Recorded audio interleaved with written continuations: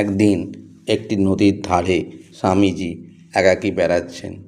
তিনি দেখলেন কয়েকটি ছেলে পুলের ওপর দাঁড়িয়ে নদীর জলে ভেসে যাওয়া কয়েকটা ডিমের খোলার দিকে গুলি ছুঁড়ছে, কিন্তু কেউই বিদ্ধ করতে পারছে না। দাঁড়িয়ে দাঁড়িয়ে স্বামীজি তাই দেখছেন আর হাসছেন। এই দেখে ছেলেরা তো চটে গেল। তারা স্বামীজিকে চ্যালেঞ্জ করে বলল, ওহে বাপু, কাজটা যত সহজ মনে করছো তত সহজ নয়। এসো দেখি একবার এদিকে, দেখি তোমার কেমন তাগ। স্বামীজি তাদের কাছে গিয়ে একজনের হাত থেকে বন্দুকটি নিলেন। তারপর লক্ষ্য ঠিক করে পর পর 12টি গুলি ছুঁড়লেন এবং 12টি ডিমের খোলা গুলিবিদ্ধ করলেন। ছেলেরা তো অবাক।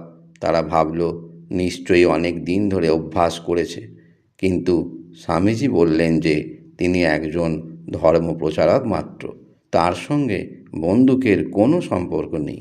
তবে আসল ব্যাপারটা হলো মনঃসংযম, আর কিছু নয়।